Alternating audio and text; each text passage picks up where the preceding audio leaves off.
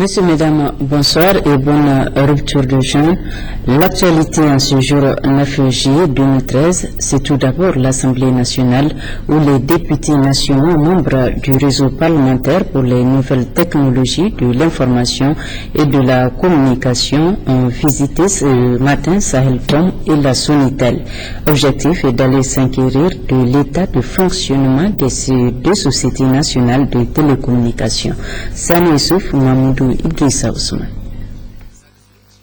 La première étape de cette visite a constitué la Société nationale de télécommunications mobile Sahelcom, où les députés nationaux membres du réseau parlementaire des nouvelles technologies de l'information et de la communication ont reçu des explications sur le fonctionnement technique et administratif de la société et les difficultés qu'elle rencontre. Des difficultés dont la principale demeure le manque d'investissement permettant à la société de faire face à la concurrence des géants internationaux exerçant dans le pays. Prenant acte, la délégation parlementaire a poursuivi sa visite à la Société nationale de télécommunications Sonitel. De la salle technique principale où sont installées la plateforme d'interconnexion et les appareils de la fibre optique, en passant par la salle de transmission, les députés nationaux ont reçu également des explications relatives au fonctionnement de la Sonitel. L'aspect le plus important de cette visite parlementaire a été la réunion qui a regroupé les responsables des deux sociétés de télécommunications et les représentants de la nation. Réunion au cours de laquelle les différents partis ont longuement échangé sur le fonctionnement de ces deux sociétés nationales, leur impact sur le développement socio-économique, mais surtout les grands problèmes et défis qu'il faudrait urgemment relever. Les députés nationaux ont posé plusieurs questions de haute portée, notamment celle de l'installation définitive de la fibre optique, celle du contrôle des trafics et la sécurité nationale, ou encore la question de la fusion des deux sociétés Sahelcom-Sonitel ou celle de la reprivatisation de la Sonitel. À toutes ces questions, le directeur général de la Sonitel a apporté des réponses claires et satisfaisantes. M. Abdou Amani a précisé que le projet d'installation de la fibre optique avance normalement et les travaux seront achevés dans les délais impartis. Concernant la question de la fusion Sahelcom-Sonitel, les responsables des deux sociétés ont tous approuvé la proposition qui, estiment-ils, est la seule façon de faire face à la concurrence. Quant à la question du contrôle des trafics, le directeur général de la Sonitel a demandé l'appui et le soutien de l'Assemblée nationale et du gouvernement pour faire face à la cybercriminalité et l'espionnage à travers les intiques qui deviennent aujourd'hui de plus en plus fréquents. C'est pourquoi l'idée de la reprivatisation de la Sonitel n'a pas été appréciée, car l'État doit avoir un contrôle exclusif sur le trafic des télécommunications nationaux et internationaux, a soutenu le directeur général de la Sonitel, qui a hautement salué cette visite parlementaire.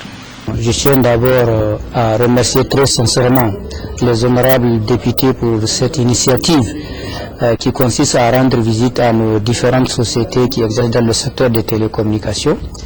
Cela témoigne de l'importance qu'il accorde au secteur des NTIC au Niger.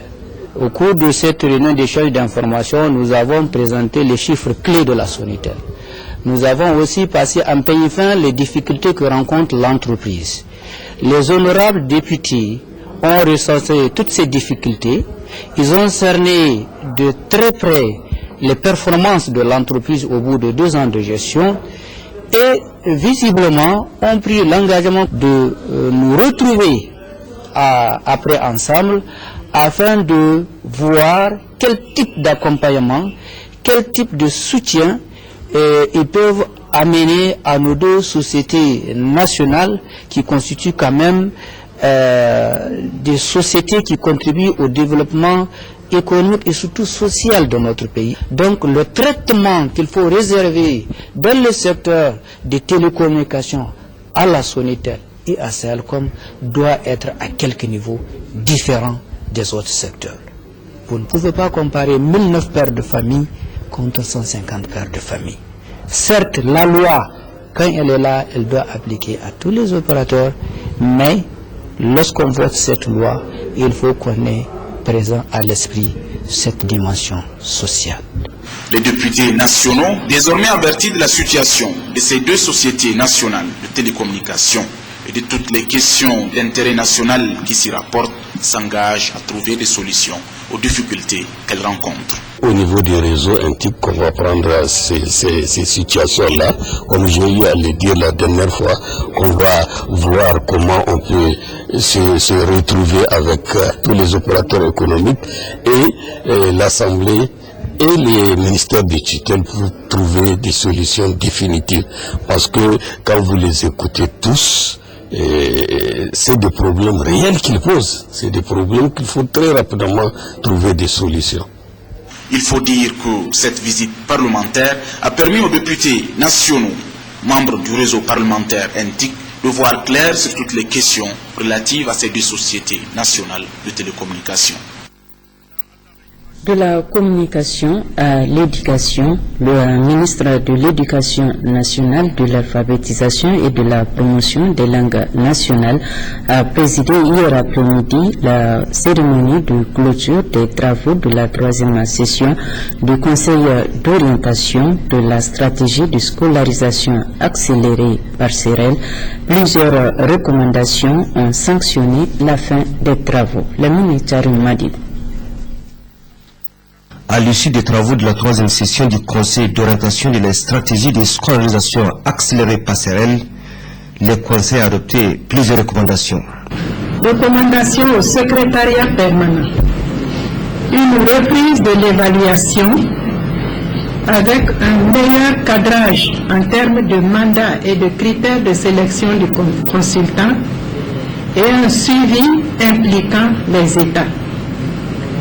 Une exploitation des réseaux de journalistes existants pour l'éducation. Recommandations aux États.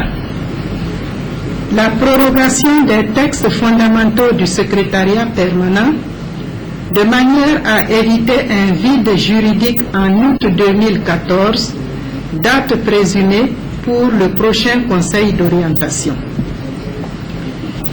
Une réflexion approfondie sur des mécanismes plus performants en matière de décaissement des ressources publiques pour le financement de la SSAP, le respect d'un socle commun minimum de pratiques pour éviter des disparités dans la mise en œuvre de la SSAP. Recommandations aux ONG. Une information des services étatiques sur leurs initiatives et leurs résultats. Fait à Niamey, le 8 juillet 2013, le Conseil d'orientation. Je vous remercie. La présidente entrante du Conseil d'orientation, la ministre de l'Éducation nationale du Niger, Mme Ali Marème Aladji Ibrahim, se réjouit de la réussite des travaux de la 3e session et par la même occasion féliciter et remercier au nom du gouvernement du Niger tous les acteurs et partenaires qui ont pris part à cette rencontre. En acceptant d'expérimenter la stratégie de scolarisation accélérée par CEREL, le Mali, le Burkina et le Niger ont fait le pari, avec l'accompagnement technique de la Fondation Strom, de mettre en commun leurs efforts pour relever ensemble les défis du développement de nos systèmes éducatifs. Dans le souci d'aller de l'avant, je veillerai personnellement à ce que les pertinentes décisions et recommandations issues de nos travaux soient intégralement mises en œuvre. Mesdames et messieurs, je ne terminerai pas mes propos sans adresser mes sentiments de sincère reconnaissance et profonde gratitude à chacune et à chacun d'entre vous pour vos contributions à la réussite des travaux du Conseil qui s'achève. Je vous remercie. La 3e session aura été un cadre de concertation de participation des ministères en charge de l'éducation nationale du Burkina Faso, du Mali et du Niger, des experts du secrétariat permanent sous-régional de la SSAP, des responsables de la Fondation Strom et des ONG partenaires dans le cadre de la mise en œuvre de la stratégie de scolarisation accélérée par CEREL. Sur le même registre, une délégation de la Fondation Gouri Vie Meilleure de la première dame Haja Issata Issoufou a pris part samedi dernier à Kassina à une importante rencontre entre la dite fondation et Service to Humanity de l'épouse du gouverneur de l'État de Sokoto au Nigeria. Une rencontre qui jette désormais les jalons d'une nouvelle forme de coopération entre nos États pour relever les défis communs, notamment en matière de santé et d'éducation. Ndiallo Abdou Jalil, Maman Oumar. Né à l'occasion d'une rencontre entre la première dame du Niger, Haja Aissata Issoufou, présidente de la fondation Gouri Vie Meilleure, et celle de l'État de Katsina, Haja Dr Fatima Ibrahim Chema, présidente de la fondation Service to Humanity, cette réunion, la première du genre, inaugure le début d'une synergie d'action entre les deux fondations afin de relever ensemble des défis communs. La rencontre vise à harmoniser nos interventions en ce qui concerne la question d'immunisation contre le virus de la poliomyélite et aussi la question du suivi des enfants que nous appelons talibés, qui sont souvent délaissés à eux-mêmes, qui sont déplacés à travers les frontières d'un pays à un autre sans aucun contrôle. Donc, c'est de voir comment conjuguer les efforts, comment synchroniser les interventions. Ingénieuse et novatrice, cette rencontre dont l'objectif est de mutualiser les moyens et les expériences pour s'attaquer aux problèmes de manière synchronisée, s'inscrit dans la vision de la fondation Gouri Vie Meilleure du Niger. Une fondation dont la création participe de l'engagement de la première dame Haja Aissata, d'œuvrer aux côtés du président de la République du Niger pour contribuer à l'amélioration des conditions de vie des populations les plus vulnérables.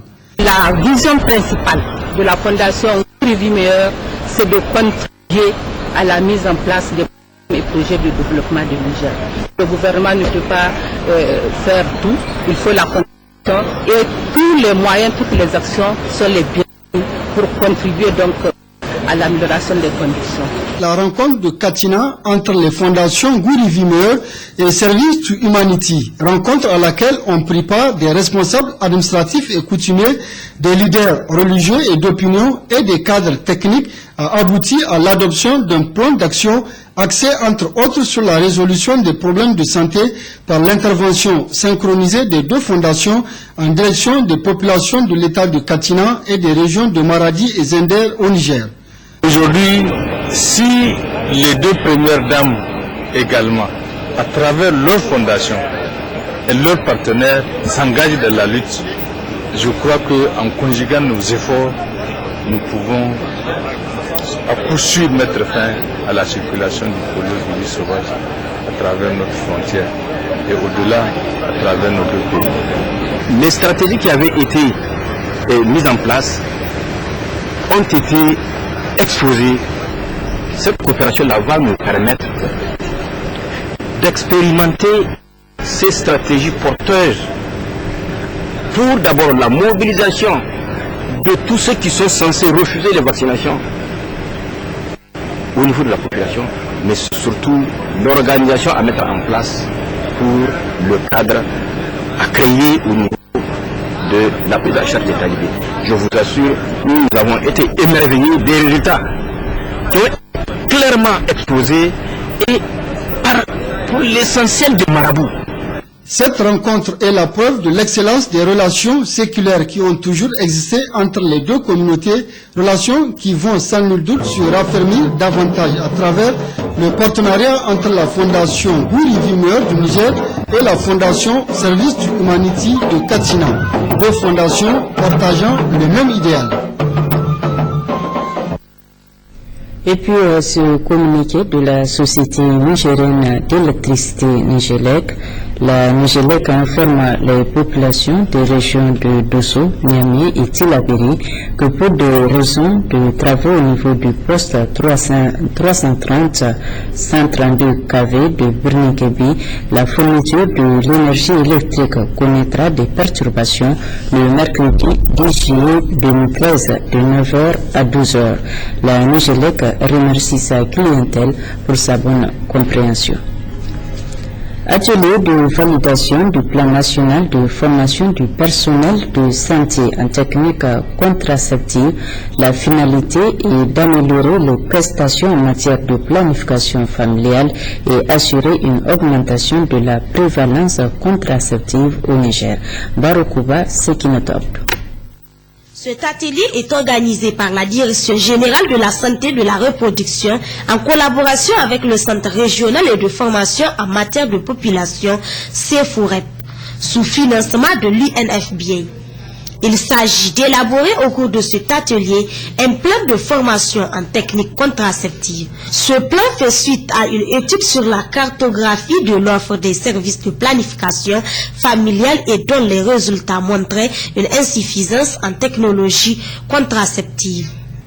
L'objectif de ce plan est donc de contribuer à travers le renforcement des compétences en PF du personnel et l'amélioration de la qualité de l'offre de prestations de PF en vue d'assurer une augmentation rapide et soutenue de la prévalence contraceptive au Niger qui est de 12,2% en 2012 pour un objectif de 25% en 2015.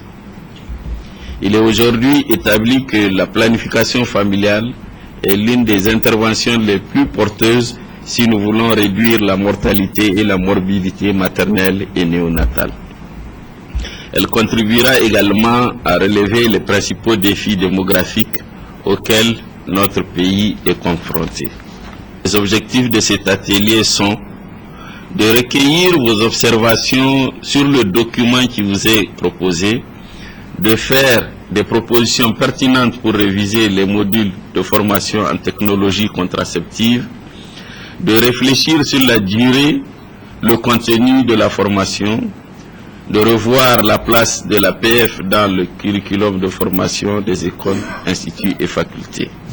Il est important d'intégrer ou de renforcer l'enseignement de la planification familiale dans la formation de base et d'assurer une formation continue de qualité. Cet atelier permettra donc au personnel d'être outillé afin d'offrir une prestation de qualité et d'augmenter la prévalence contraceptive au Niger. Dans le cadre de la campagne Cultivons de l'ONG internationale Oxfam, une conférence débat a été organisée ce matin à l'université de Niamey en partenariat avec la faculté d'agriculture. Maputo, quel bilan et quelle perspective pour les États africains? Tel a été le thème central de cette rencontre entre les représentants des différentes organisations de la société civile, Oxfam et les étudiants. D'autres précisions avec Abari Aminti et Salif Garba. C'est à la veille de l'anniversaire de la déclaration de Maputo à Mozambique où les chefs d'État des pays africains ont pris l'engagement d'accorder 10% du budget à l'agriculture que cette conférence est organisée. Maputo, où le réveil des chefs d'État africains est un défi pour ceux-ci, mais aussi pour les organisations de la société civile, contrecarrer la politique dévastatrice du programme d'ajustement structurel dans le domaine d'agriculture, incluant la pêche, l'élevage et les petites exploitations. Le Niger est l'un des pays qui respecte aujourd'hui le programme détaillé pour le développement de l'agriculture africaine, même si beaucoup reste à faire. Je pense qu'en ce qui nous concerne, vous avez remarqué que le bilan qui a été fait de 5 ans, donc de 2003 à 2009, le Niger est le deuxième après le Burkina Faso, donc de l'ensemble des pays africains qui étaient partie prenante de l'engagement de Maputo. Après le Burkina Faso, en termes d'engagement financier, le Niger a été classé deuxième. Maintenant, la préoccupation qui est la nôtre, c'est de savoir dans cette position, le deuxième, dans ce montant de 10% de budget consacré à la production agricole, comment se ferait le détail, quelle est la qualité de ces 10%, quelle est la pertinence et l'efficience de ces 10% à booster la production agricole. Vous savez, moi je pense qu'il y a eu beaucoup de progrès. La restructuration du programme détaillé pour le développement de l'agriculture africaine dans nos États à travers l'utilisation rationnelle des ressources allouées s'impose dans ce secteur primaire et vital. Les recommandations aujourd'hui, c'est que la société civile nigérienne puisse être encore dans l'alerte, puisse mettre en place un comité de veille en permanence pour contrôler, disons, l'engagement de Maputo, ce que le Niger en a fait, et dans ce que le Niger a fait, quelle est la pertinence de ce que le Niger a fait, quels sont les détails dans l'exécution du budget, de telle façon que le budget qui va être issu chaque fois de joutes parlementaires soit un budget citoyen, soit un budget qui correspond à ce que les Nigériens ont voulu qu'il soit un budget qui réponde aux engagements que le Niger a pris vis-à-vis de la communauté internationale et vis-à-vis surtout des citoyens nigériens que nous sommes. La déclaration de Maputo est une occasion pour les États africains de développer le secteur agricole, celui de l'élevage, de la pêche, des ressources forestières, des petites exploitations et de les moderniser. Une source d'indépendance économique, également toute chose que les panélistes issus de la plateforme paysanne, de l'Oxfam, du réseau de la Chambre d'agriculture et d'alternatives espaces citoyens ont développé. Les étudiants de l'université Abdou Moumouni de Niamey ont saisi cette tribune pour partager leur expérience et soulever des préoccupations relativement à la réalité du terrain. À la maison de la Loterie nationale du Niger, l'on a procédé ce matin à la remise de gros lots de plus de 14 millions de francs CFA aux deux gagnants du quintet du samedi dernier. Ils ont en effet reçu leur chèque des mains de Abdoulaye Tahirou, directeur général de la LONANI par intérim. D'autres précisions avec Gérard Abdelaziz et Tahiroz. Le pari mutuel urbain commune de la course du samedi dernier a fait deux grands gagnants. Ces multi et décamillionnaires ont reçu leur gros lot ce mardi à la direction générale de la Loterie nationale du Niger, l'ONANI. Le samedi 6 juillet 2013, la Loterie nationale a encore enregistré deux gagnants dans l'ordre du quintet. Et ils sont respectivement les 291e et 292e multimillionnaires et 25e et 26e décamillionnaires donc au titre de l'année 2013. Le premier gagnant donc nous vient de la communauté urbaine. Il s'agit de M. Toujani Kailou qui gagne 14 557 500 francs CFA. Le second nous vient de Gaïa, donc encore une fois de plus de l'intérieur du pays. Il s'agit de M. Adamou Moussa et il gagne 14 541 500 francs CFA. M. Toujani et M. Adamou, au nom de la directrice générale, au nom de l'ensemble du personnel de la Loterie nationale, nous vous félicitons et nous vous en souhaitons un très bon usage. Nos deux heureux gagnants sont des paysans. Adam Moussa jouait au PMU depuis longtemps. Maintenant que la chance lui a souri, il envisage de construire sa propre maison. Quant à Toujani Kailou, c'est en 2003 qu'il a débuté à jouer au PMU. Avec ses 14 millions, il entend investir beaucoup dans les travaux champêtres. Tous ont présenté leur gratitude à la LONANI et ont exhorté les gens à jouer au PMU pour être, pourquoi pas, les prochains décamillionnaires de la LONANI. L'actualité hors de chez nous, en Côte d'Ivoire, le président Alassane Dramane Ouattara en tournée de 8 jours dans le nord du pays. Son fief électoral a profité de l'opportunité pour annoncer sa candidature pour un nouveau mandat en 2015. Valérie Hertel. C'est une première. Une tournée de 8 jours dans son fief électoral du nord de la Côte d'Ivoire. Cela faisait 3 ans, depuis son élection, qu'Alassane Ouattara n'était pas venu dans cette région. Une visite aux allures de pré-campagne électorale. Le président ivoirien a confirmé qu'il briguera bien un nouveau mandat en 2015. Il invite le FPI, l'ancien parti présidentiel, à rejoindre le processus de réconciliation. Moi, je souhaite que pour les prochaines élections, les élections à partir de 2015, tout le monde y participe pour que la démocratie soit totale dans notre pays. Et il invite les pro-Gbagbo à demander pardon aux victimes de la crise post-électorale.